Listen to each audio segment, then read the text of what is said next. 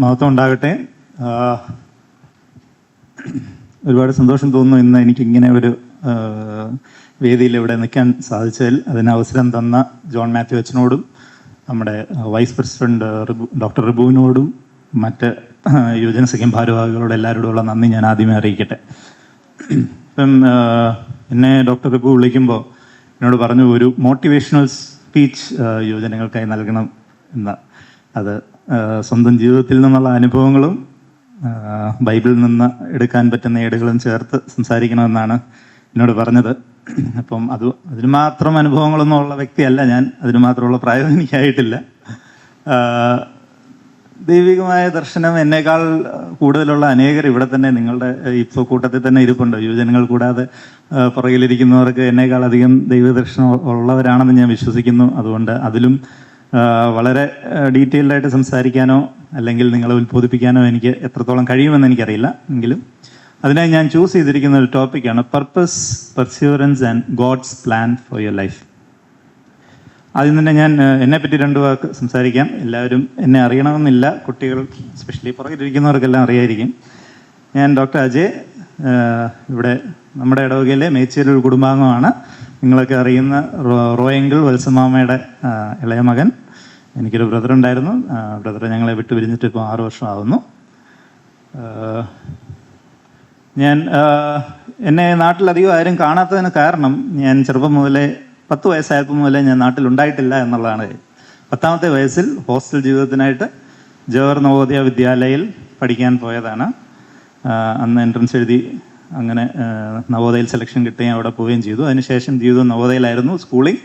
അതിനുശേഷം Christian medical college ലുധിയാനയിൽ admission ലഭിക്കുന്നു MBBS.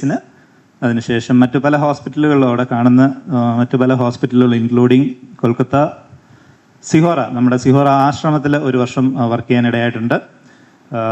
പിന്നെ കോയമ്പത്തൂർ ഓർത്തോവൻ എന്ന് പറയുന്ന ഒരു സ്പോർട്സ് ഇഞ്ചുറി സ്പെസിഫിക് ഹോസ്പിറ്റലിൽ വർക്ക് ചെയ്തിട്ടുണ്ട്.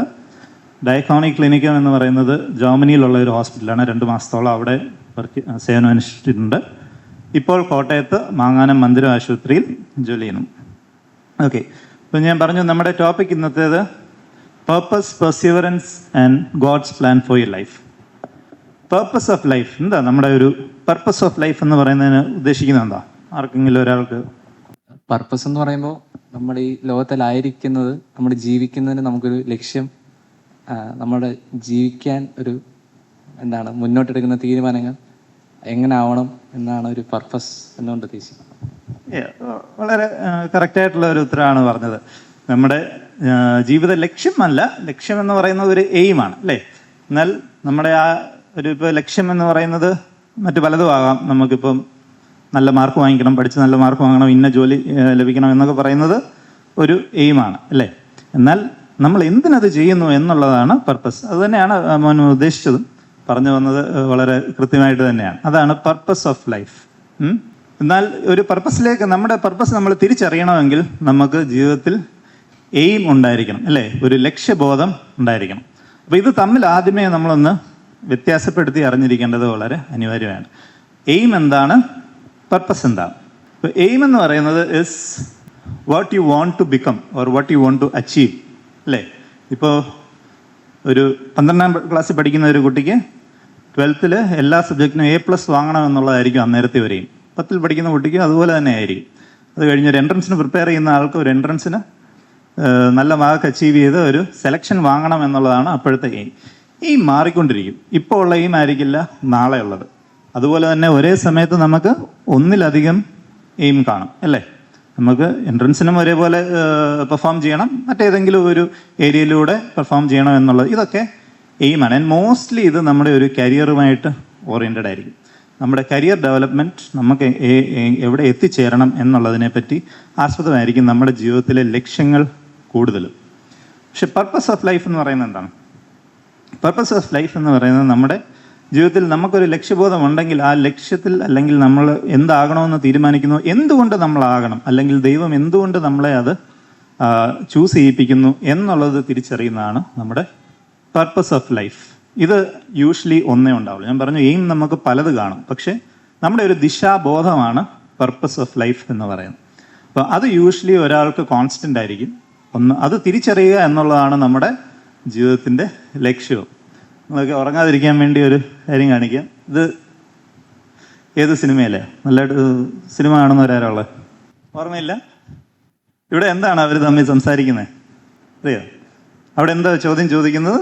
നീ ആരാണ് എന്നാണ് ചോദ്യം ചോദിക്കുന്നത് അല്ലേ? അപ്പോൾ മോഹൻലാലിൻ്റെ ക്യാരക്ടർ എന്താണ് അവിടെ ഉത്തരം പറയുന്നത്?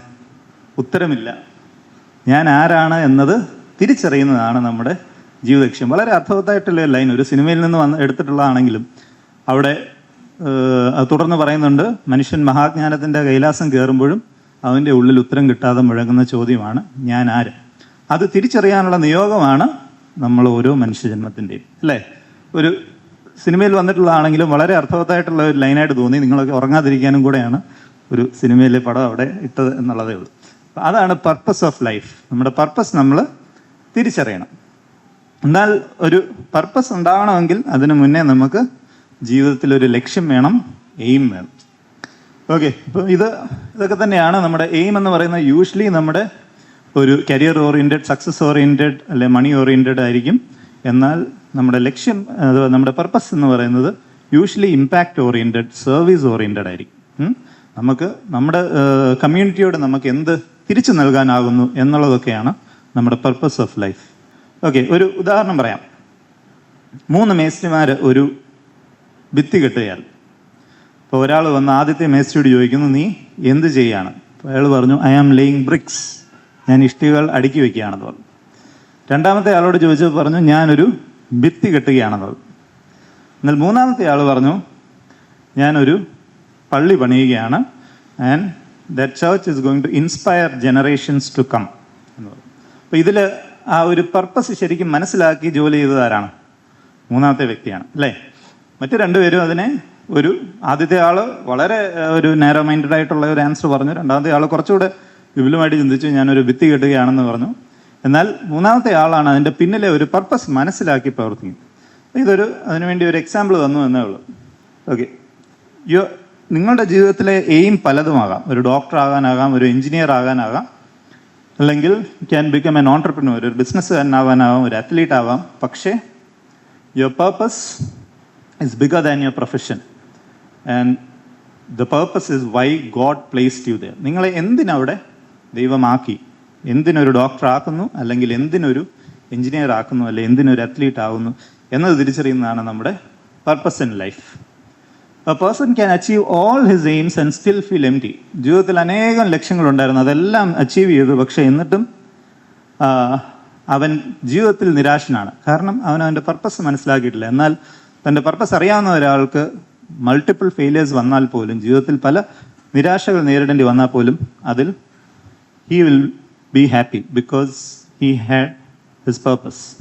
ഓക്കെ, ഒരു ചോദ്യം അനയോട് ചോദിക്കാം. ഇതാണ് ചോദ്യം. If you could achieve one thing in the next 5 years, what it would B?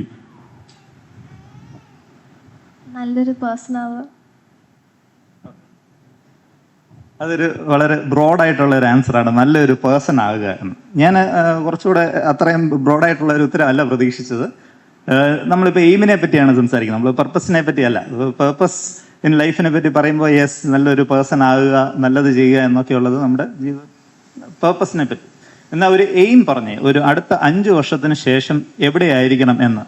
ഒരു ഹയർ സ്റ്റഡീസ് എന്തെങ്കിലും നോക്കി ഒരു നല്ല ഫ്യൂച്ചർ ലൈക്ക് സൊസൈറ്റിക്ക് ഹെൽപ്ഫുൾ ആവുന്ന രീതിയിൽ എന്തെങ്കിലും ചെയ്യാൻ പറ്റുന്ന ഒരു ഇതിലാണ്.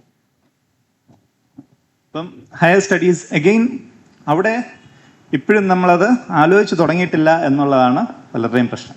ഇപ്പം നമുക്കൊരു എയിം ഉണ്ടാകണമെങ്കിൽ ആദ്യം എന്ത് വേണം? നമുക്കൊരു എൻഡ് പോയിന്റ് ഇൻ മൈൻഡ് വേണം അല്ലേ? Have A clear vision. 5 വർഷത്തിന് ശേഷം ഞാൻ എവിടെയായിരിക്കും എന്ന് ചോദിക്കുമ്പോൾ അതിനൊരു ഉത്തരം പറയാൻ നമുക്കിന്ന് സാധിക്കണം. ഇന്ന് ഇവിടെ നിന്നും 5 വർഷം മുന്നോട്ട് പോകുമ്പോൾ ഞാൻ ഇന്ന പൊസിഷനിലായിരിക്കണമെന്ന് ഒരു എയിം ഉണ്ടാവണം. ഞാനൊരു എൻ്റെ ജീവിതത്തിൽ നിന്നൊരു ഉദാഹരണം പറയാം. എൻ്റെ ജീവിതത്തിലെ ആദ്യത്തെ ഒരു എയിം എനിക്കുണ്ടാകുന്നത് ഞാൻ 4ാം ക്ലാസ് പഠിക്കുമ്പോൾ. കൊച്ചു കൊച്ചു എയിംസ് എപ്പോഴും ഉണ്ടാവാറുണ്ട് അല്ലേ? ഒരു എക്സാം എഴുതുമ്പോൾ എക്സാമിന് നല്ല മാർക്ക് വാങ്ങണം, അല്ല നല്ലതായിട്ട് പഠിക്കണം, അല്ലെ ഒരു സ്പോർട്സ് ഒരു മാച്ചിന് പോകുമ്പോൾ മാച്ച് ജയിക്കണം, അതൊക്കെ ചെറിയ ചെറിയ എയിംസ്. എന്നാൽ ഒരു മേജറായിട്ടുള്ള ഒരു എയിം എൻ്റെ ജീവിതത്തിൽ ഉണ്ടാകുന്നത് ഞാൻ 4ാം ക്ലാസ്സിൽ പഠിക്കുമ്പോഴാണ്. അപ്പോൾ എൻ്റെ മനസ്സിൽ കടന്നുകൂടിയ ഒരു ആഗ്രഹം, എൻ്റെ ജ്യേഷ്ഠൻ അന്ന് നവോദയയിൽ പഠിക്കുകയാണ്, എനിക്കും നവോദയയിൽ, കാരണം നവോദയ കിട്ടണമെങ്കിൽ നമുക്ക് 5ാം ക്ലാസ്സിൽ ഒരു എൻട്രൻസ് എക്സാം എഴുതണം. അത് എഴുതി ക്ലിയർ ചെയ്താൽ ഒരു ഡിസ്ട്രിക്റ്റിൽ 80 സീറ്റാണുള്ളത്. അപ്പോൾ അതിൽ സെലക്ട് ആയാൽ മാത്രമേ നമുക്ക് അവിടെ പോകാൻ പറ്റൂ. അപ്പോൾ അതിന് ആ സ്കൂൾ എത്ര നല്ലതാണെന്നോ അതിനെപ്പറ്റി കൂടുതലായിട്ട് എന്തെങ്കിലും അറിയാമായിരുന്നിട്ടോ ഒന്നുമല്ല, പക്ഷേ ഒരു എയിം, എനിക്കത് ക്ലിയർ ചെയ്യണം എന്ന്. അതിനുശേഷം പലപ്പോഴും വീട്ടിൽ എന്തെങ്കിലുമൊക്കെ അമ്മ പറയുമ്പോഴും, ഇനി 5ാം ക്ലാസ്സിലെത്തി കഴിയുമ്പോൾ ഇനി അടുത്ത വർഷം ഇങ്ങനെയൊക്കെ ചെയ്യണമെന്നൊക്കെ പറയുമ്പോഴും ഞാൻ പറയും, അതിനടുത്ത വർഷം ഞാൻ ഇവിടെ ഇല്ലല്ലോ, ഞാൻ നവോദയയിലായിരിക്കും. എൻ്റെ മനസ്സിൽ ഞാൻ ഉറപ്പിച്ചു കഴിഞ്ഞു, ഞാൻ 6ാം ക്ലാസ്സിൽ എൻട്രൻസ് എഴുതി ഞാൻ നവോദയയിൽ പോവുകയാണ് എന്ന്. എക്സാമും വന്നിട്ടില്ല, ഒന്നും വന്നിട്ടില്ല, പക്ഷേ അതിനുവേണ്ടി പ്രിപ്പറേഷൻ തുടങ്ങിയിരുന്നു. ഞാൻ അന്ന് പ്രിപ്പയർ ചെയ്തിരുന്നത് നമ്മുടെ കൊച്ചോളമ്മയുടെ നമ്മുടെ മഠത്തിലെ അമ്മാമ്മയുടെ അടുത്താണ്. അമ്മാമ്മ ടീച്ചറായിരുന്നു. ഒരു ബുക്കുണ്ടായിരുന്നു അതിന് പ്രിപ്പയർ ചെയ്യാനുള്ള. എല്ലാ വീക്കെൻഡിലും അമ്മാമ്മയുടെ അടുത്ത് പോവും, അമ്മാമ്മ ഇരുത്തി പഠിപ്പിക്കുമായിരുന്നു.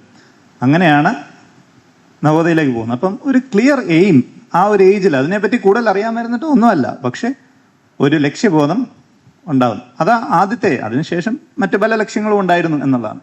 അപ്പം നമുക്ക് ഒരു യുവജനങ്ങൾ എന്ന നിലയിൽ നിങ്ങൾക്ക് ഓരോരുത്തർക്കും ഇപ്പം പറയാൻ സാധിക്കണം, 5 വർഷത്തിന് ശേഷം, ഇത് പർപ്പസ് ഓഫ് ലൈഫിനെ പറ്റിയല്ല ഞാൻ പറയുന്നത്, aim in your life.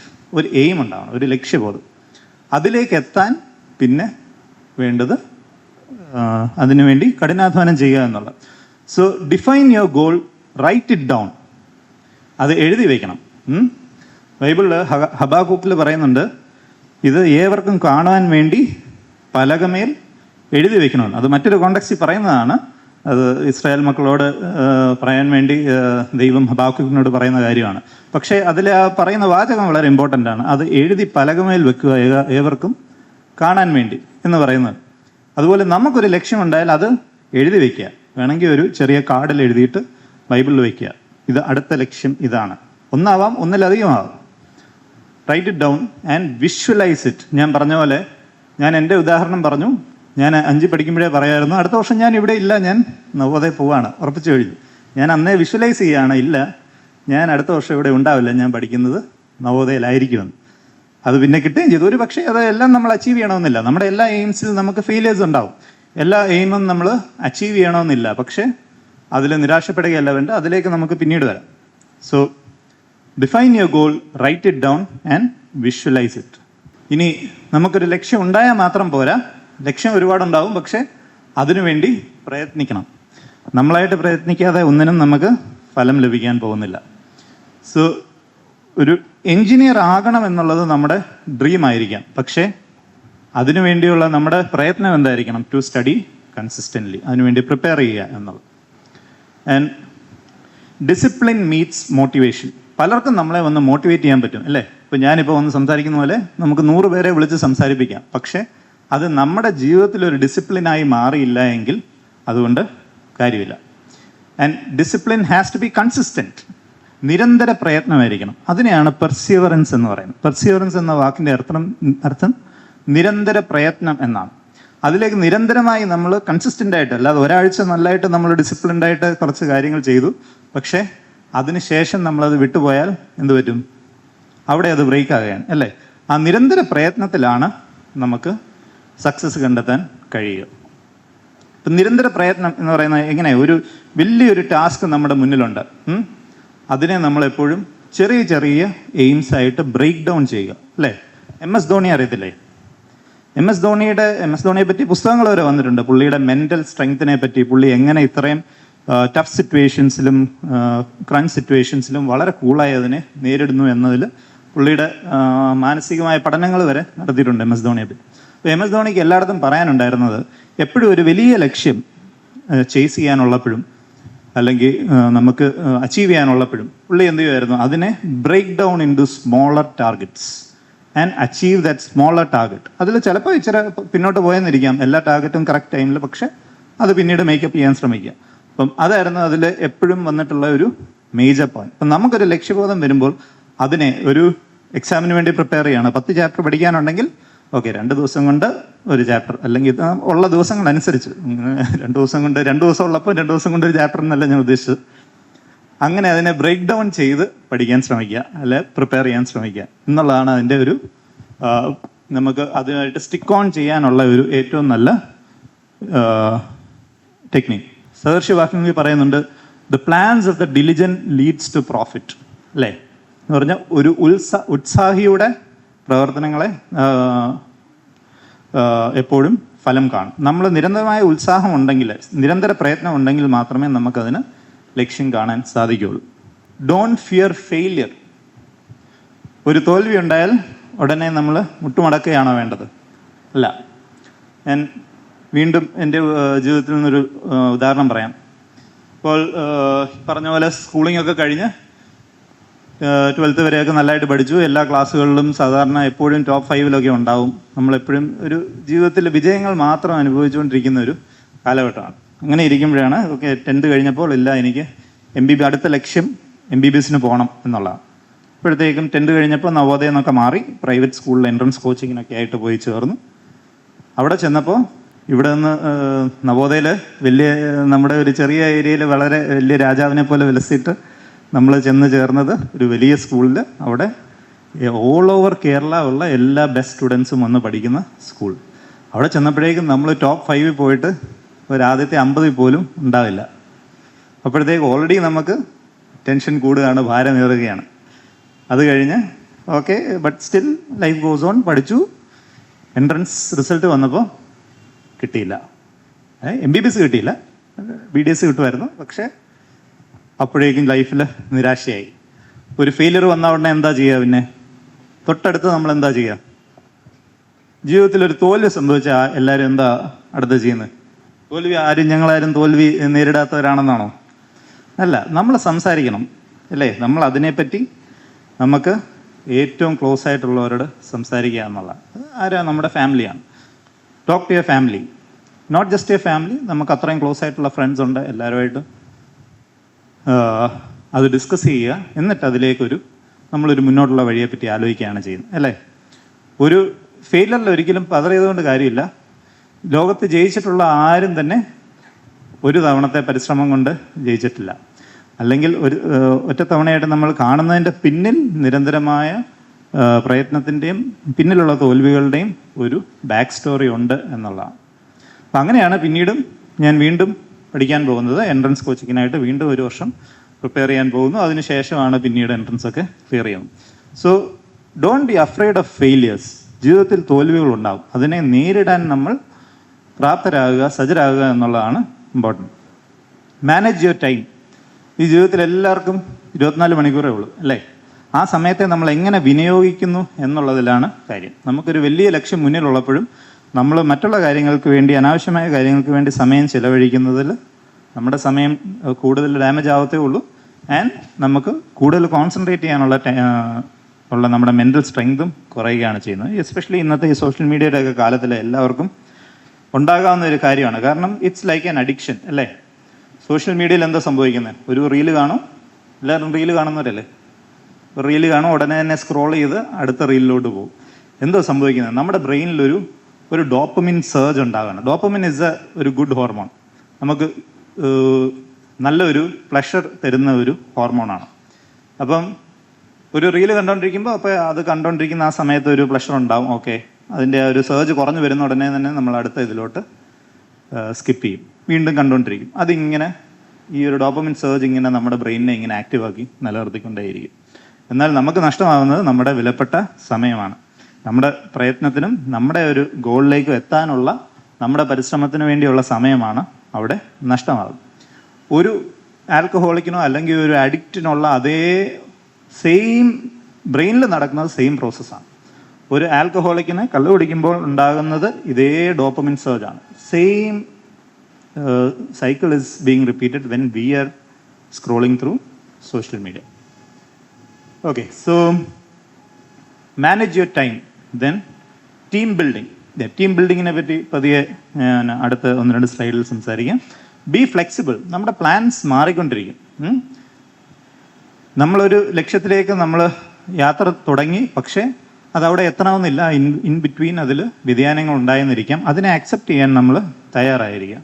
Bible പറയുന്നു, in their hearts humans plan their course but the Lord establishes their steps. നമ്മൾ പ്ലാൻ ചെയ്യുന്നു, പക്ഷേ നമ്മുടെ കാലടികളെ നിയന്ത്രിക്കുന്നത് ദൈവമാണ്. അതിൽ വ്യത്യാസങ്ങൾ വന്നെന്നിരിക്കാം. അതിനെ അക്സെപ്റ്റ് ചെയ്യാൻ നമ്മൾ റെഡി ആയിരിക്കണം. So an achievement is can be equated as dream plus discipline plus perseverance plus God's grace. Dream എന്ന് പറഞ്ഞാൽ നമ്മുടെ എയിം അതിന് അച്ചീവ് ചെയ്യണമെങ്കിൽ നമുക്ക് ഡിസിപ്ലിൻ വേണം. ആ ഡിസിപ്ലിനിൽ നമ്മൾ പെർസിവറൻസ് കാണിക്കണം, നിരന്തര പ്രയത്നം കാണിക്കണം. And above all we need God's grace to achieve that. Okay, ഒരു ചെറിയൊരു ആക്ടിവിറ്റി ചെയ്യാം. ഒരു 5 ആൺകുട്ടികളും 5 പെൺകുട്ടികളും മുന്നോട്ട് വരാം. ഒരു വലിയ കുട്ടികളും വേണം, കുഞ്ഞു കുട്ടികളും വേണം. ഒരു 3 വലിയവരും അല്ലെ 3 വന്നു, 6 പേര് വന്നു. നിങ്ങളും വരൂ, പെട്ടെന്ന് ഇത് തീർത്തിട്ട് വേണം നമുക്ക് ടോക്ക് കംപ്ലീറ്റ് ചെയ്യാൻ. ഇത് നിങ്ങൾ പലരും ചെയ്തിട്ടുള്ള ഒരു ആക്ടിവിറ്റി ആയിരിക്കും. ഇതിനെ ഹ്യൂമൻ നോട്ട് ആക്ടിവിറ്റി എന്ന് പറയും. ഒരു ടീം ബിൽഡിങ്ങിനായിട്ടുള്ള ഒരു എക്സസൈസ് ആണ്. നിങ്ങളൊക്കെ ഇരുന്ന് ഉറങ്ങാതിരിക്കാനോടെ പെട്ടെന്ന് വന്നേ. ഒരു സർക്കിൾ നിന്നു, ഇവിടെ ആയിട്ട് നിന്നു, നിങ്ങൾ ഇവിടെ വന്നു, ഒരു സർക്കിളായിട്ട് നിന്നേ. ഓക്കെ, ഇനി എല്ലാവരും ഇടത് കൈ ഉയർത്തിക്കേ. ലെഫ്റ്റ് ഹാൻഡ് മാത്രം. ഓക്കെ, നേരെ ഓപ്പോസിറ്റ് നിൽക്കുന്ന ആളുടെ കൈ പിടിച്ച ആ ലെഫ്റ്റ് ഹാൻഡ് കൊണ്ട് ലെഫ്റ്റ് ഹാൻഡ് മാത്രം പിടിച്ചാൽ മതി, റൈറ്റ് ഹാൻഡ് ഇപ്പോൾ പിടിക്കണ്ട. മോനെ ചെയ്യാൻ പറ്റുമോ? നിന്നോ, കുഴപ്പമില്ല. ഓക്കെ, ഇനി റൈറ്റ് ഹാൻഡ് വെച്ച് മറ്റൊരാളുടെ കൈ പിടിക്കണം. വേറെ ആരായാലും കുഴപ്പമില്ല. ആദ്യം പിടിച്ച ആളുടെ കൈ പിടിക്കരുത്, മറ്റൊരാളുടെ കൈ പിടിക്കുക. ആദ്യം പിടിച്ച ആളുടെ കൈ തന്നെ പിടിക്കരുത്, മറ്റൊരാളുടെ കൈ പിടിച്ച്. ഓക്കെ, ഇപ്പൊ നിങ്ങളൊരു ഹ്യൂമൻ നോട്ടായി അല്ലേ? ആ പടത്തിൽ കാണുന്ന പോലെ ഒരു കുരുക്കായി മാറിയിരിക്കുകയാണ്, ഒരു ഹ്യൂമൻ നോട്ട്. ഇതൊന്ന് അഴിച്ചെടുക്കണം. പക്ഷേ നിങ്ങളുടെ കൈകൾ വിട്ടുമാറരുത്. കൈകൾ വിട്ടുമാറാതെ ഒന്ന് അഴിച്ചെടുക്കാമെന്ന് നോക്കി. അപ്പൊ ബാക്കിയുള്ളവർ ഇത് ശ്രദ്ധിക്കുക, അവരെന്താ ചെയ്യുന്നതെന്നുള്ളത്. ഓക്കെ, കൊള്ളാം. ബോയ്സ് കുറച്ച് മുന്നേറുന്നുണ്ട്. അവരവരുടെ ലക്ഷ്യത്തിലേക്ക് ഏകദേശം എത്തിക്കഴിഞ്ഞു. ഇവിടെ തിരിഞ്ഞാ നിൽക്കുന്നത്. മോനെ കൂടെ തിരിച്ച്. ഓക്കെ, ഐഡിയലി എല്ലാവരും ഒരു സൈഡിലോട്ട് ഫേസ് ചെയ്താണ് വരേണ്ടത്. കുഴപ്പമില്ല, നിങ്ങൾ അങ്ങോട്ടും ഇങ്ങോട്ടും തിരിഞ്ഞായാലും തിരിച്ച് സർക്കിളിലെത്തി. ഗുഡ്. ഇവിടെ എന്തായി? മേ ബി അവരുണ്ടാക്കിയ കുരുക്ക് ഇച്ചിരി ഈസി ആയിരുന്നു തോന്നുന്നു, അതാ ഒരു പെട്ടെന്ന് അഴിച്ചിട്ടത്. നിങ്ങൾ ശ്രദ്ധിക്കുന്നുണ്ടോ അവരെന്താ ചെയ്യുന്നതെന്ന്? ഇവർക്ക് അധികം ബുദ്ധിമുട്ടേ വന്നില്ലെന്ന് തോന്നുന്നു. അതുകൊണ്ട് ആ സമയം കൊണ്ട് നിങ്ങൾ നോക്കിക്കോ, നിങ്ങൾക്ക് എല്ലാവരും ഒരു സൈഡിലോട്ട് ഫേസ് ചെയ്യുന്ന പോലെ ആവാൻ പറ്റുമെന്ന് നോക്കി. കൈവിടരുത്.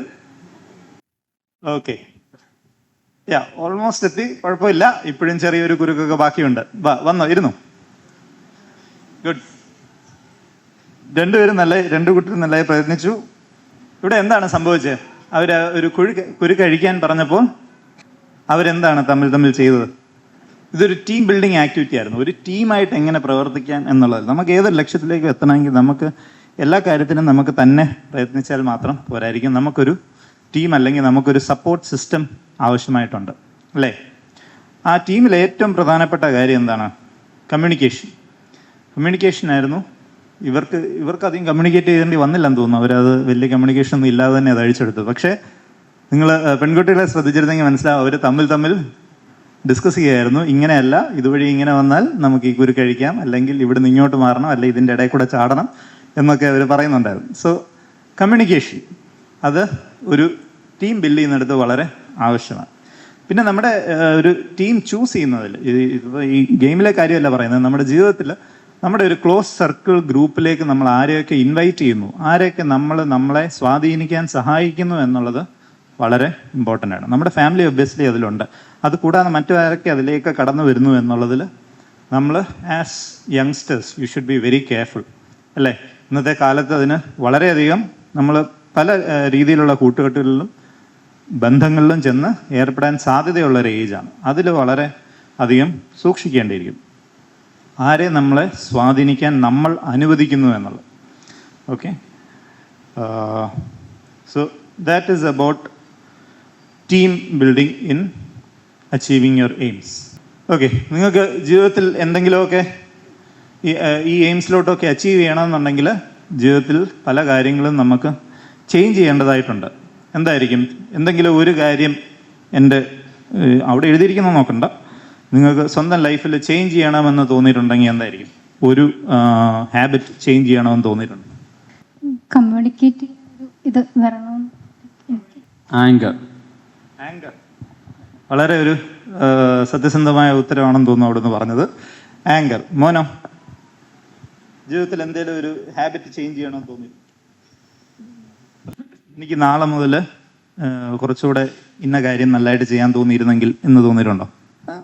ഒരു 7ാം ക്ലാസ്സുകാരൻ്റെ ഇതിൽ ബെറ്ററായിട്ട് പഠിക്കാൻ എന്നുള്ളത് തന്നെയാണ് അവർക്ക് ചിന്തിക്കാൻ പറ്റുന്ന കാര്യങ്ങൾ. ഇപ്പോൾ ഓരോ ഏജിലും അത് ഡിഫറെൻ്റ് ആയിരിക്കും. നമുക്കിപ്പോൾ ഒരു 7ാം ക്ലാസ്സിലെ ഒരു കുട്ടിക്കുള്ളതാവില്ല ഒരു കോളേജിൽ പഠിക്കുന്ന ഒരാൾക്ക്. അപ്പോൾ നമുക്ക് പല കാര്യങ്ങളും നമുക്ക് ചേഞ്ച് ചെയ്യേണ്ടതായിട്ടുണ്ട് അല്ലേ? എങ്കിലേ നമുക്ക് ഈ പറയുന്ന എയിംസിലോട്ടൊക്കെ എത്തിച്ചേരാൻ കഴിയുള്ളൂ. We need to overcome certain things and we need to inculcate certain things. We need to, most of us would have to overcome procrastination. Procrastination എന്ന് പറഞ്ഞാൽ എന്താ? മടി അല്ലേ? മാറ്റിവെക്കുക, ഇപ്പം ചെയ്യുന്നില്ല നമുക്ക് പിന്നീട് ചെയ്യാം എന്ന് പറയുന്ന ഒരു പ്രവണത എല്ലാവർക്കും ഉള്ളതാണ്. എനിക്കുമുണ്ട്. പല കാര്യങ്ങളും ഞാൻ ലാസ്റ്റ് മിനിറ്റേ ചെയ്യാറുള്ളൂ. ഇപ്പോൾ പ്രോക്രാസ്റ്റിനേഷൻ മാറ്റിവെക്കാൻ പലവിധമായ ടെക്നിക്സും ഉണ്ട്. അത് ഇപ്പോൾ ഇന്നത്തെ കാലത്ത് ഗൂഗിളൊക്കെ വായിച്ചാൽ അതിനകത്ത് ഇഷ്ടം പോലെ ടെക്നിക്സ് അവർ കാണിച്ചു തരും. അത് ഫോളോ ചെയ്യാവുന്നതേ ഉള്ളൂ. ഒരു കാര്യം ചെയ്യാൻ നമുക്ക് 1 മിനിറ്റിൽ കുറവേ സമയം എടുക്കുകയുള്ളെന്നുണ്ടെങ്കിൽ അതിന് ഇപ്പം ചെയ്ത് തീർക്കുക എന്നുള്ളതാണ് അതിൻ്റെ ഒരു ബേസിക് റൂൾ. 1 മിനിറ്റിൽ താഴെ മാത്രം സമയം എടുക്കുന്ന കാര്യമാണെങ്കിൽ അത് എപ്പം നമ്മുടെ മനസ്സിൽ വന്നോ അപ്പം തന്നെ അത് ചെയ്തു തീർക്കണം. പിന്നെ ഒരു അവസരത്തിലേക്ക് മാറ്റി വയ്ക്കരുത്. ഗിൽറ്റ് എന്ന് പറഞ്ഞാൽ നമ്മൾ മുന്നേ ചെയ്തിട്ടുള്ള ഒരു കാര്യത്തെപ്പറ്റി നമ്മൾ ആലോചിച്ചുകൊണ്ടിരുന്ന് വിഷമിക്കുക. അങ്ങനെ വിഷമിച്ചുകൊണ്ട് എന്തെങ്കിലും കാര്യമുണ്ടോ? ഇല്ല.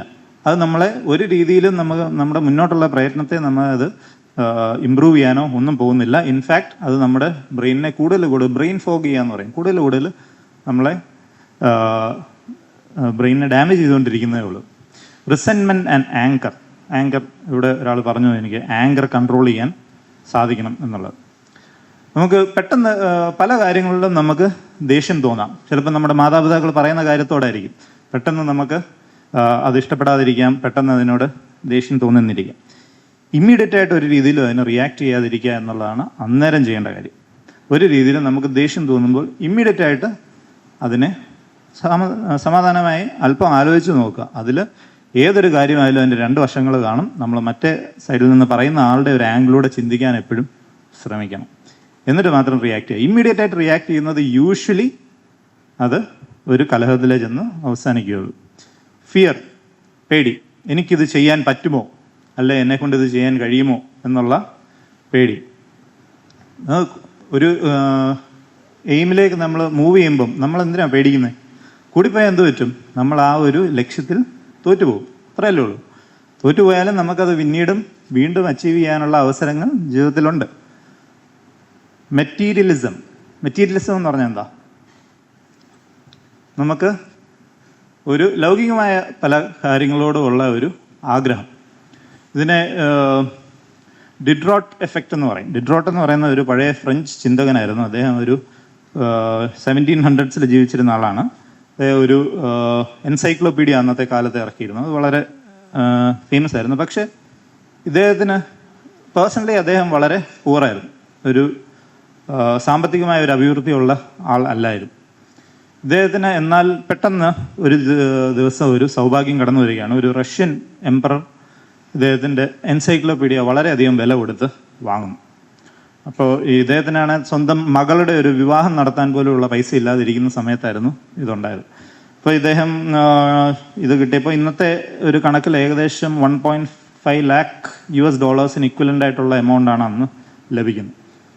അപ്പം മകളുടെ കല്യാണത്തിനായിട്ട് നല്ല രീതിയിൽ ചിലവാക്കുന്നു. നല്ല വില കൂടിയ ഒരു ഡ്രസ്സ് വാങ്ങുന്നു. ഇതെല്ലാം വാങ്ങിക്കഴിഞ്ഞപ്പോൾ അദ്ദേഹം നോക്കിയപ്പോൾ ഇദ്ദേഹത്തിൻ്റെ മറ്റുള്ള ജീവിത സാഹചര്യങ്ങളും എല്ലാം വളരെ ഒരു പാവപ്പെട്ട മനുഷ്യൻ്റെയാണ്. പക്ഷേ മകൾക്ക് വേണ്ടി വാങ്ങിച്ചിരിക്കുന്ന ഈ ഡ്രസ്സ് മാത്രം വളരെ ഫാഷനബിളായിട്ടുള്ള വില കൂടിയ ഒരു ഡ്രസ്സ്. അപ്പോൾ എന്ത് ചെയ്തു? അതിനോട് മാച്ച് ചെയ്യാൻ വേണ്ടി മറ്റു പല സാധനങ്ങളും വാങ്ങാൻ തുടങ്ങി.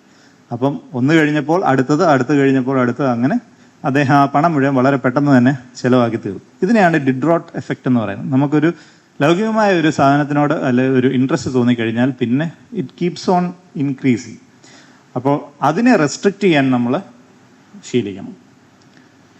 നീഡ് ഫോർ അപ്രൈസൽ അല്ലേ? മറ്റൊരാളിൽ നിന്നൊരു നല്ലത് പറഞ്ഞ് കേൾക്കാൻ വേണ്ടി നമ്മൾ ഓരോ കാര്യങ്ങൾ ചെയ്യുക. അങ്ങനെ ആയിരിക്കരുത് ഒരിക്കലും. ഞാൻ ഇങ്ങനെ ചെയ്താൽ എൻ്റെ ടീച്ചർ നല്ലതെന്ന് പറയും, അല്ലെങ്കിൽ എൻ്റെ പേരൻസ് അതിനെ കൂടുതൽ പൊഴുതി പറയും. അങ്ങനെ പറയേണ്ടെന്നല്ല, അത് പറഞ്ഞോട്ടെ. പക്ഷേ അത് കേൾക്കാൻ വേണ്ടി ആയിരിക്കരുത് നമ്മൾ ഓരോ കാര്യങ്ങളും ചെയ്യുന്നത്. നമ്മുടെ ജീവിതത്തിലെ ലക്ഷ്യത്തിലേക്ക് എത്തുക എന്ന് പറയുന്നത് നമ്മുടെ പേഴ്സണലായിട്ടുള്ള ഇൻട്രസ്റ്റ് ആയിരിക്കണം. അതിലേക്ക് വേണം നമ്മൾ പ്രവർത്തിക്കാൻ. Try to be perfect in your work. Your success will automatically come behind you. അതുപോലെ ജീവിതത്തിലേക്ക് കുറച്ച് കാര്യങ്ങൾ ഇൻകൾക്കേറ്റ് ചെയ്യേണ്ടതായിട്ടുണ്ട്. നമ്മൾ we need to focus better. Okay, അതിന് മെഡിറ്റേഷനൊക്കെ സഹായിക്കുന്ന കാര്യങ്ങളാണ്. Need to form good habits. നല്ല ഹാബിറ്റ്സ് നമ്മൾ ജീവിതത്തിൽ ശീലിക്കാൻ ശ്രമിക്കണം. എങ്ങനെ ഒരു നല്ല ഹാബിറ്റ്, പുതിയൊരു ഹാബിറ്റ് തുടങ്ങാൻ പറ്റുമോ? ഇപ്പം വിചാരിച്ചാൽ നാളെ ഒരു പുതിയ ഹാബിറ്റ് തുടങ്ങാൻ പറ്റുമോ? പറ്റും. നമുക്ക് ഏത് അവസരത്തിലും നമുക്ക് പിന്നീട് എത്ര പ്രായമുള്ളവരായാലും ആ പ്രായത്തിലും ചെറുപ്പം മുതലേ ഞാൻ ഇങ്ങനെയാണ് ശീലിച്ചത് അതുകൊണ്ട് എനിക്കിനി മാറ്റാൻ പറ്റില്ല എന്ന് പറയാൻ പറ്റത്തില്ല. ഏത് പ്രായത്തിലും നമുക്ക് പുതിയൊരു ഹാബിറ്റ് എപ്പോഴും തുടങ്ങാൻ പറ്റുന്നതേ ഉള്ളൂ. അതിനായിട്ട് ആദ്യമേ ചെയ്യേണ്ടത് എന്താ? Make it obvious. നമുക്കൊരു പുതിയ ഹാബിറ്റ് തുടങ്ങണം. സിമ്പിൾ ഒരു ഹാബിറ്റ് ആയിരിക്കും. നാളെ മുതൽ ഞാൻ ദിവസവും രാവിലെ എണീക്കുമ്പോൾ ഒരു ഗ്ലാസ് വെള്ളം കുടിക്കും എന്ന് ഞാൻ ഇന്ന് തീരുമാനിച്ചാൽ എന്ത് ചെയ്യണം? ആദ്യമേ അതിനെ ഒബ്വിയസ് ആക്കണം. നമ്മൾ രാവിലെ എഴുന്നേറ്റ് വരുമ്പോൾ കാണുന്ന മേശപ്പുറത്ത് ഒരു കുപ്പി വെള്ളം എടുത്ത് വെച്ചിട്ട് കിടക്കുക. അതിൻ്റെ കൂടെ ഒരു ഗ്ലാസ്സും ഉണ്ടെങ്കിൽ രാവിലെ എണ്ണീറ്റ് വരുമ്പോഴേ അത് കാണുമ്പോൾ നമ്മൾ ഓർക്കും. എന്നാൽ ഇത് അത്ര ഒബ്വിയസ് അല്ല എങ്കിൽ ഇത് നമ്മുടെ മനസ്സിൽ സ്ട്രൈക്ക് ചെയ്യില്ല. അടുത്ത ദിവസം വിട്ടുപോകും. അത് വീണ്ടും വീണ്ടും വിട്ടുപോകാനുള്ള സാധ്യത കൂടുതലാണ്. അതേപോലെ തന്നെ നമുക്ക് വിട്ടുമാറാൻ ആഗ്രഹമുള്ള ഒരു ഹാബിറ്റ് നമ്മൾ മേക്ക് ഇറ്റ് ലെസ് ഒബ്വിയസ്. ഒരുപാട് നേരം ഫോണിൽ സ്ക്രോൾ ചെയ്തുകൊണ്ടിരിക്കുന്നവരാണെങ്കിൽ കിടക്കുന്നതിന് മുന്നേ തന്നെ ഫോൺ ദൂരെ ഒരു ടേബിളെ കൊണ്ട് വയ്ക്കുക. അപ്പോൾ നമ്മൾ എണ്ണീറ്റ് പോയി വീണ്ടും ആ ഫോൺ എടുത്ത് രാത്രി തിരിച്ചു വന്ന് കാണാനുള്ള സാധ്യത കുറവാണ്. So make that things that you want to keep away, make them less obvious. പിന്നെ ഹാബിറ്റ് സ്റ്റാക്കിംഗ് എന്ന് പറയും. അതായത് നമ്മൾ സ്ഥിരം ചെയ്യുന്ന ഒരു കാര്യത്തിൻ്റെ കൂടെ അടുത്ത ഒരു ഹാബിറ്റ് കൂടെ ആഡ് ചെയ്യുക. അപ്പോൾ നമ്മൾ സ്ഥിരം ചെയ്യുന്ന ഒരു കാര്യമായിരിക്കും പല്ല് തേക്കുന്നത്. അപ്പോൾ പല്ല് തേച്ച് കഴിയുന്ന ഉടനെ ഞാനൊരു ഗ്ലാസ് വെള്ളം കുടിക്കും എന്ന് തീരുമാനിച്ചാൽ നമ്മളത് ഫോളോ ചെയ്യാനുള്ള സാധ്യത കൂടുതലാണ്. Because brushing A teeth is A habit which is already ഇൻകൾക്കേറ്റഡ്. അതിൻ്റെ കൂടെ ഒരു ഹാബിറ്റ് കൂടെ ആഡ് ചെയ്യുകയാണെങ്കിൽ ഇറ്റ് ബിക്കംസ് ഈസിയർ. അപ്പം അങ്ങനെയൊക്കെയുള്ള ചില ടിപ്സാണ് പുതിയ ഹാബിറ്റ്സ് തുടങ്ങാനും അതിലേക്ക് സ്റ്റിക്ക് ഓൺ ചെയ്യാനും. ബുക്ക് വായിക്കുക. പുതിയ ബുക്ക് വായിക്കുക. എല്ലാ ദിവസവും ഇനി ഞാൻ ഒരു പേജ് വായിച്ചിട്ടേ കിടക്കൂ എന്ന് പറഞ്ഞാൽ keep a book next your bed. അങ്ങനെ ആ ബുക്ക് അവിടെ ഒബ്വിയസ് ആയിട്ട് ഉള്ളപ്പോഴേ നമുക്കത് we will feel the need to inculcate that habit. Okay, ഇനി റിയലൈസ് ഇതെല്ലാം നമ്മുടെ ജീവിതത്തിലെ ലക്ഷ്യത്തെ പറ്റിയായിരുന്നു. About the aim, realising a purpose. നമുക്കെങ്ങനെ നമ്മുടെ ജീവിതത്തിൻ്റെ പേർപ്പസ് റിയലൈസ് ചെയ്യാൻ പറ്റും എന്നുള്ളതിന് first we need to identify നമുക്ക് ദൈവം തന്നിരിക്കുന്ന താലന്തുകൾ എന്തൊക്കെയാണ്. What are the God given gifts we have. നമുക്ക് എന്തൊക്കെ നല്ലതായിട്ട് ചെയ്യാൻ സാധിക്കുന്നു. പാട്ട് പാടുന്നവരാണോ? അപ്പോൾ അങ്ങനെയുള്ളവർക്ക് എന്ത് കാര്യത്തിലാണ് അഭിവൃദ്ധി ഉള്ളത് അതുമായിട്ട് ബന്ധപ്പെട്ടായിരിക്കും യൂഷ്വലി നമ്മുടെ ഒരു പേർപ്പസ് നമുക്ക് റിയലൈസ് ചെയ്യാൻ പറ്റുക. Ask why, go into the deeper mean. നമ്മൾ ഒരു ലക്ഷ്യം നമ്മൾ കണ്ടെത്തി. ഇപ്പോൾ എനിക്ക് ഡോക്ടർ ആവണം. ഞാൻ എന്തിനു ഡോക്ടർ ആവണം?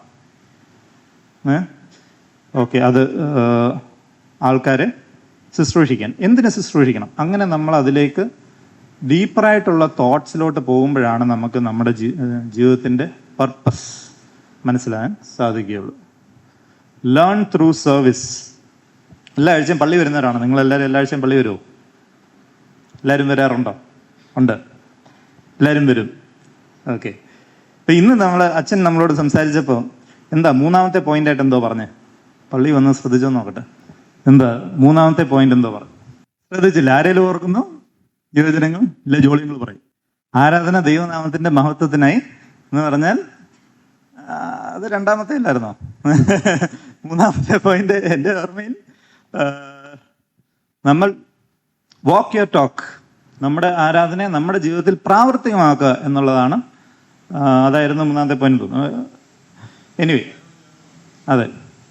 അപ്പോൾ നമ്മൾ എല്ലാ ആഴ്ചയും പള്ളിയിൽ പോയിട്ടും നമ്മൾ അവിടെ കേൾക്കുന്നതോ പള്ളിയിൽ സംസാരിക്കുന്നതോ ഒന്നും നമ്മുടെ ജീവിതത്തിൽ നമ്മൾ ഉൾക്കൊള്ളുന്നില്ല, അതൊന്നും പ്രാവർത്തികമാക്കുന്നില്ല എങ്കിൽ നമ്മൾ ഈ പള്ളിയിൽ പോകുന്ന കാര്യമുണ്ടോ? പള്ളിയിൽ പോകുന്നില്ലെങ്കിൽ കൂടി നമ്മൾ നമ്മുടെ സഹജീവികളെ, നമ്മുടെ സഹപാഠികളെ, നമ്മുടെ അയൽവക്കക്കാരെ നമുക്ക് സ്നേഹിക്കാൻ കഴിയുമ്പോൾ അപ്പോഴാണ് നമ്മളൊരു റിയൽ ക്രിസ്ത്യനായി മാറുന്നത്, അല്ലേ? എന്ന് പറഞ്ഞാൽ അടുത്ത ആഴ്ച മുതൽ പള്ളി വരണ്ടെന്നല്ല, അടുത്ത ആഴ്ച അച്ഛനോട് ഒന്ന് പറയണം. ഡോക്ടർ കഴിഞ്ഞ ആഴ്ച പറഞ്ഞായിരുന്നു പള്ളി വന്നില്ലെങ്കിലും കുഴപ്പമില്ല, നമ്മൾ അയൽക്കാരെയൊക്കെ സ്നേഹിച്ചാൽ മതി എന്നല്ല ഞാൻ ഉദ്ദേശിച്ചത്. നമ്മൾ ഒരു ക്രിസ്ത്യൻ ആകുന്നത് എപ്പോഴാണ്? നമ്മുടെ ജീവിതത്തിൽ ഈ ക്വാളിറ്റീസ് ഉണ്ടാകുമ്പോഴാണ്. ഞാൻ ചെറുപ്പം മുതലേ എൻ്റെ പേരൻസ് എന്നെ ശീലിപ്പിച്ചിട്ടുള്ള ഒരു കാര്യമാണ്, മറ്റുള്ളവരെ സ്നേഹിക്കാൻ കഴിയണം. ഏതൊരവസരത്തിലും അവരെ ഏത് രീതിയിലായാലും നമുക്ക് ഹെൽപ്പ് ചെയ്യാൻ കഴിയണം. അങ്ങനെ സ്ഥിരമായിട്ട് പള്ളി വരുന്നവരല്ല, ഞാനിപ്പോഴും അങ്ങനെ സ്ഥിരമായി പള്ളി പോകുന്ന ആളല്ല. പക്ഷേ നമുക്ക് ഒരു രീതിയിൽ നമുക്ക് മറ്റൊരാളെ ഹെൽപ്പ് ചെയ്യാൻ സാധിക്കുമെങ്കിൽ അത് ചെയ്യണമെന്നുള്ളതാണ് എൻ്റെ പേരൻസ് എന്നെ ചെറുപ്പം മുതലേ പഠിപ്പിച്ചിട്ടുള്ളത്. അതുതന്നെയാണ് ഞാൻ ഇന്നും ഫോളോ ചെയ്യുന്നത്. അപ്പം that is learn through service. നമ്മുടെ ഒരു വർഷത്തിൽ ഒരിക്കലെങ്കിലും എന്തെങ്കിലും ഒരു സർവീസ് നമുക്ക് ചെയ്യാൻ പറ്റണം. ആസ് യങ്സ്റ്റേഴ്സ് നിങ്ങൾക്ക് എല്ലാവർക്കും ചെയ്യാൻ പറ്റുന്ന പല രീതിയിലുള്ള കാര്യങ്ങളുണ്ട്. ബ്ലഡ് ഡൊണേഷൻ ആവാം, വർഷത്തിൽ ഒരിക്കൽ ചെയ്താൽ മതി. That is a service to the society. We have a commitment to give it back to the society, അല്ലേ? അപ്പം അത് നമുക്ക് ചെയ്യാൻ സാധിക്കണം. യുവജന സഖ്യമായിട്ട് പല കാര്യങ്ങളും റിബു ഒക്കെ ഓൾറെഡി അറേഞ്ച് ചെയ്തിട്ടുണ്ട്, അല്ലേ? ഈ വർഷത്തെ ഒരു ആക്ഷൻ പ്ലാനൊക്കെ ഞാൻ കണ്ടു. വിസിറ്റിംഗ് നമ്മുടെ അനാഥ മന്ദിരം, അങ്ങനെ പല കാര്യങ്ങളുണ്ട്. അതുമെല്ലാം ഒരു സർവീസ് തന്നെയാണ്. ജീവിതത്തിൽ വർഷത്തിൽ ഒരിക്കലെങ്കിലും നമുക്കൊരു സർവീസ് ചെയ്യാൻ സാധിക്കണം. Because we have a commitment to the society. Then don't compare your journey.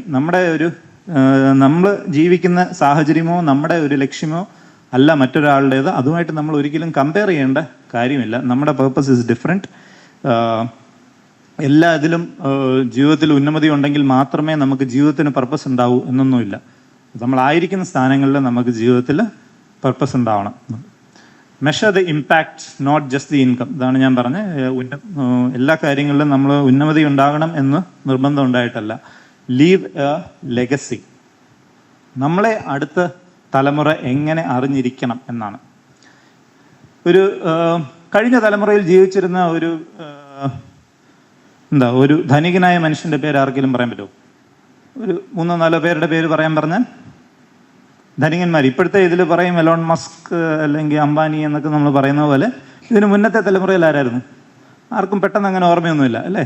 എന്നാൽ കഴിഞ്ഞ തലമുറയിലുള്ള നന്മ ചെയ്തവരുടെ പേര് ആലോചിച്ചാലോ ഇഷ്ടം പോലെ പറയാൻ കാണും, അല്ലേ? മഹാത്മാഗാന്ധി, മദർ തെരേസ, അങ്ങനെ പറഞ്ഞു പോകാൻ ഇഷ്ടം പോലെ പേരുകളുണ്ട്. നമ്മൾ അവരെ ഓർക്കുന്നത് എന്തുകൊണ്ടാണ്? അവർ ധനികരായതുകൊണ്ടാണോ? അല്ല, അവർ നന്മ ചെയ്തതുകൊണ്ടാണ്, അല്ലേ? So what legacy you wish to leave behind എന്നുള്ളത് ആണ് നമ്മുടെ പർപ്പസ് ഇൻ ലൈഫ്. നമ്മളെ ആൾക്കാർ എങ്ങനെ ഓർക്കണം എന്നുള്ളതാണ് പർപ്പസ്. ഓക്കെ, ഇപ്പം കഴിഞ്ഞു. ഇത് ഞാൻ സിഹോറയിൽ വർക്ക് ചെയ്തപ്പോഴത്തെ ഫോട്ടോസാണ്. ഈ ഫോട്ടോയിൽ അവിടെ താഴെ കാണുന്നത് നമ്മുടെ, ഇത്രയും ക്ലിയർ ആണെന്നറിയില്ല, നമ്മുടെ സെറാഫിൻ തിരുമേനിയാണ്. ആ സമയത്ത് അവിടെ സിഹോറയിലെ ആചാര്യനായിരുന്നു. അവിടെ ഈ ഒരു സിഹോറയിലൊക്കെ വർക്ക് ചെയ്യുക എന്ന് പറയുന്നത്, സിഹോറയെ പറ്റി കേട്ടിട്ടുണ്ടോ?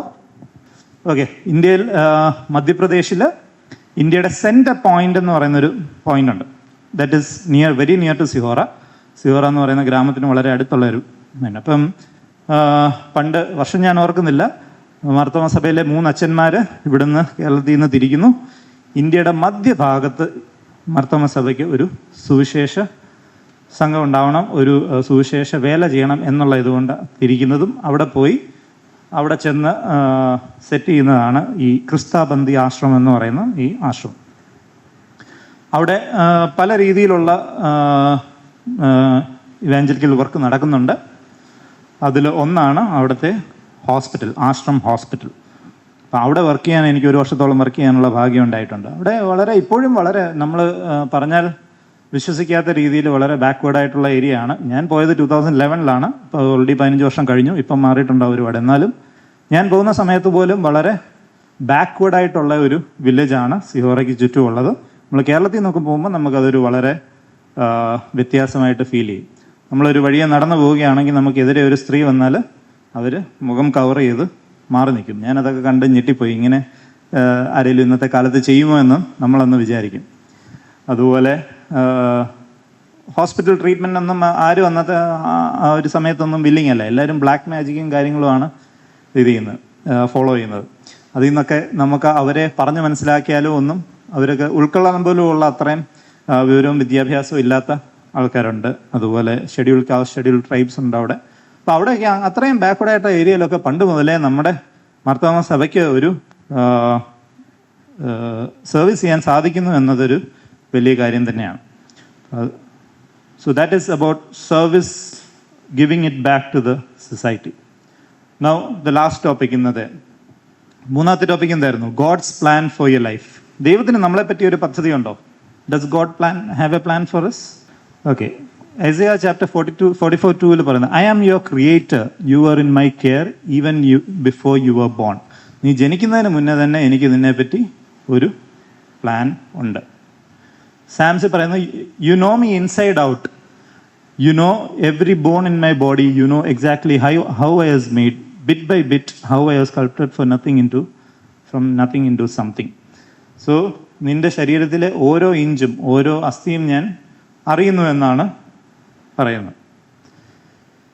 ഓക്കെ, ദൈവത്തിൻ്റെ പ്ലാൻസിനെ പറ്റി ബൈബിളിൽ നിന്ന് എടുക്കാൻ പറ്റുന്ന ഏറ്റവും നല്ല 2-3 ഉദാഹരണങ്ങൾ പറഞ്ഞാൽ, ഒന്നാമതായിട്ട് ദാവീദ് ആരായിരുന്നു? ദാവീദ് എന്തായിരുന്നു? Who was David? ആയിരുന്നു അല്ലേ? ദാവീദ് ഒരു സഹോദരങ്ങൾ എന്തായിരുന്നു അല്ലേ? ഫെലിസ്തീനയുടെ അറ്റാക്ക് ഉണ്ടായപ്പം ആരെയാണ് അയച്ചത്? ദാവീദ്. അപ്പോൾ ഗോഡ് സീസ് your potential that others cannot. ദൈവം ദാവീദിലാണ് അതിലൊരു പൊട്ടൻഷ്യൽ കണ്ടത്. അതുകൊണ്ട് നമുക്ക് കഴിവില്ലല്ലോ എന്ന് പറഞ്ഞിരിക്കാനുള്ള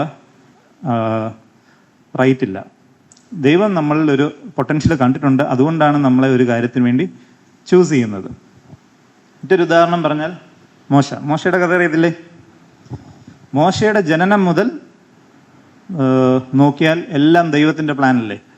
ആൺമക്കളെ എല്ലാം കൊന്നുകൊണ്ടിരുന്ന സമയത്ത് മോശയെ വളരെ അത്ഭുതകരമായിട്ട് ദൈവം എവിടെ എത്തിക്കുന്നു? ഇത് കൊല്ലാൻ പറഞ്ഞ ആളുടെ കൊട്ടാരത്തിൽ തന്നെ എത്തിക്കുന്നു, ഫറവോൻ്റെ കൊട്ടാരത്തിൽ എത്തിക്കുന്നു അല്ലേ. എന്നിട്ട് അവിടെ നിന്ന് വളരുന്ന മോശ കാണുന്നതോ സ്വന്തം ജനങ്ങളോട്, ഇസ്രായേൽ മക്കളോട് ഫറവോൻ ചെയ്യുന്ന അനീതികളും ക്രൂരതയാണ് കണ്ട് വളരുന്നത്. അങ്ങനെ വളരുന്ന മോശയ്ക്ക് ഒരു ദിവസം എന്തുണ്ടാകുന്നു? മോശ എന്താ ചെയ്തേ? ഒരാളെ കൊന്നു അല്ലേ? ഫറവോൻ്റെ ഒരു ഭടനെ കൊന്നു. ആൾക്കാരെ ഒരുപാട് ഉപദ്രവിക്കുന്നത് കണ്ടിട്ടാണ് കൊല്ലുന്നത്. അവിടെ നിന്ന് മോശ ഓടിപ്പോകുന്നു. ആ ഓടിപ്പോകുന്ന മോശയെ തിരിച്ചു കൊണ്ടുവരാണ് ദൈവം. തിരിച്ചു കൊണ്ടുവരാൻ നേരം മോശ എന്താ പറഞ്ഞേ? എനിക്കിത് സാധിക്കുമെന്ന് തോന്നുന്നില്ല അല്ലേ? കാരണം എന്താ പറഞ്ഞേ? വിക്കനായിരുന്നു. അപ്പം വിക്കനായ മോശ പറഞ്ഞു, എനിക്കിത് ചെയ്യാൻ സാധിക്കുമെന്ന് തോന്നുന്നില്ല. അവിടെയും സെൽഫ് ഡൗട്ട്. നമ്മളൊരു സെൽഫ് ഡൗട്ട് പലപ്പോഴും ഉണ്ടാവാം. പക്ഷെ ദൈവം നമുക്കൊരു പ്ലാൻ തരുമ്പോൾ അതിന് he has already plan for it. മോശയ്ക്ക് അതിനുള്ള കഴിവ് ദൈവം പിന്നീട് കൊടുക്കുന്നുണ്ട്. He just had to believe in God. അവിടെ മരുഭൂമിയിൽ മന്ന പെയ്യിക്കാനും അല്ലെങ്കിൽ റെഡ് സീ 2 ഭാഗിക്കാനും ഒക്കെ മോശയ്ക്ക് കഴിവ് കൊടുത്തു തരാം. ദൈവത്തോടുള്ള വിശ്വാസം കൊണ്ടാണ് അതൊക്കെ സാധിച്ചത്. പിന്നീട് ഒരിക്കൽ വിശ്വാസം ഇല്ലാതെ അല്ലെങ്കിൽ ദൈവത്തിൻ്റെ അനുമതി ഇല്ലാതെ ചെയ്തപ്പോൾ അത് നടന്നിട്ടുമില്ല. ജോസഫ് ആരായിരുന്നു? ജോസഫിനെ തൻ്റെ ബ്രദേഴ്സ് എല്ലാം കൂടെ എവിടെ കൊണ്ടിട്ടു? ഒട്ടകനട്ടിലിട്ടു. അവിടെ എല്ലാവരും ബിട്രേ ചെയ്ത് അവിടെ കിടന്നിരുന്ന ജോസഫിനെ പിന്നീട് എടുത്ത് എന്താക്കി? ഫറവോയുടെ രാജാധിപനാക്കി അല്ലേ? അഡ്മിനിസ്ട്രേറ്ററാക്കി. അപ്പം അവിടെ സമയമെടുത്തുവെങ്കിലും ദൈവം ജോസഫിന് ഒരു അർഹിക്കുന്ന ഒരു പൊസിഷൻ നൽകുകയാണ്. So delay is not denial. Jeremiah 29:11 says, for I know the plans I have for you. ദൈവത്തിന് അറിയാം. ഇത് ഇസ്രായേൽ മക്കളോട് പറയുന്ന വാക്യമാണെങ്കിലും അവർ ബാബിലോണിൽ നിന്നും വളരെയധികം ബുദ്ധിമുട്ടുകൾ ഫേസ് ചെയ്യുന്ന സമയത്ത് ദൈവം അവരോട് പറയുന്നതാണ്, I have a plan for you എന്ന്. അവിടെ നിന്ന് രക്ഷിച്ച് തിരിച്ചു കൊണ്ടുവരാനുള്ള പ്ലാൻ ഉണ്ട് എന്ന് പറയുന്ന ഒരു വാക്യമാണെങ്കിലും അത് നമ്മുടെ ജീവിതത്തിലേക്ക് നമ്മൾ എടുത്താൽ നമുക്ക് വേണ്ടി ദൈവത്തിനൊരു പ്ലാൻ ഉണ്ട്. So God has a purpose even when we cannot see it. നമ്മൾ അറിയുന്നില്ല എന്നുള്ളതേ ഉള്ളൂ. ദൈവത്തിൻ്റെ പ്ലാൻ കൂടാതെ ആരും ഈ ഭൂമിയിലേക്ക് വരുന്നുമില്ല, ഇവിടെ ജീവിക്കുന്നില്ല. So to conclude, have aims in life. നമ്മുടെ ജീവിതത്തിൽ പലവിധമായ ലക്ഷ്യങ്ങളുണ്ടാവും, പക്ഷേ we need to dig deeper and find the purpose of our life. And to achieve our aims, we need to have discipline and perseverance. And God has a plan for everyone. You can realize your calling through that. Thank you.